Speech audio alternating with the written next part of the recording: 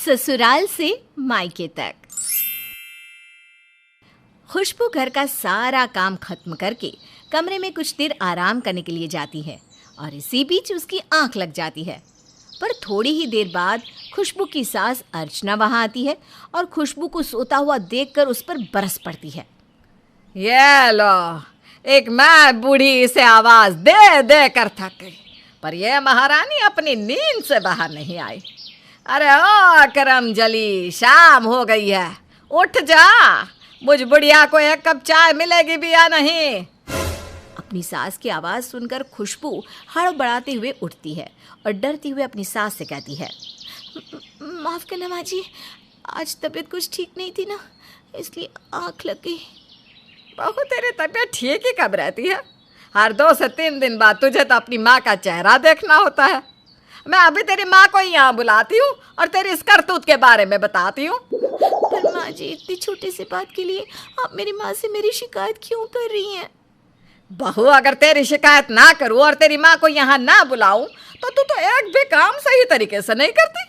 क्या पता अपनी माँ का चेहरा देखने के बाद ही सही कुछ दिनों तक तो बिना गलती किए काम कर ले।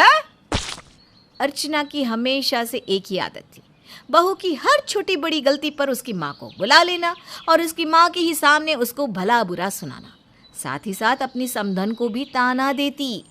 अब क्या था, बिना कोई देरी करे अर्चना फट से फोन घुमाती है और खुशबू की माँ को घर बुलाती है।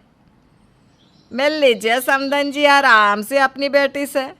आपकी यादों में आपकी बेटी से एक भी काम सही से नहीं हो रहा है और आपकी यादों में आपकी बेटी इतनी डूबी हुई है कि महारानी जी देवदास बन चुकी है। माफ़ करना समधन जी, फिर से खुशबू से गलती हो गई क्या? पर इस बार मेरी बच्ची ने क्या किया जो आपने मुझे यहाँ बुलाया?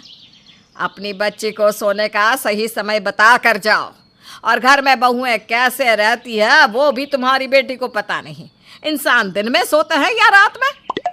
खुशबू बेटा, इस बार तूने कौन सी गलती कर दी जो मुझे यहाँ आकर तेरी शिकायत सुननी पड़ रही है? माँ माफ़ कर दो, मेरी आज तबीयत ठीक नहीं थी तो मैंने दवाई खा ली और दवाई की वजह से मुझे नींद आ गई और मैं दोपहर में सो गई। माँ जी ने मुझे उठाया पर मेरी आँख ही नहीं खुल पाई। माफ़ कर दो माँ, मेरी वजह से आपको फिर यहाँ आना पड़ा और मेरी वजह से आज फिर आपकी आँखें शर्म से झुक गई। समधन जी, मेरी बेटी को माफ़ कर दो, ये आगे फिर ऐसी गलती नहीं करेगी। और खुशबू बेटा, तू अपने मायके में नहीं ससुराल में है, अपना और घर का दोनों का ख्याल रखा कर बेटा, ताकि कोई तुझ पर उंगली ना उठा सके। खुशबू की माँ खुशबू को समझा बुझाकर वहाँ से चली जाती है, पर खुशबू को बहुत दुख होता है क्योंकि अर्चना खुशबू की छोटी से छोटी गलतियों को भी नज़रअंदाज नहीं करती और उसकी गलतियों के लिए उसकी माँ को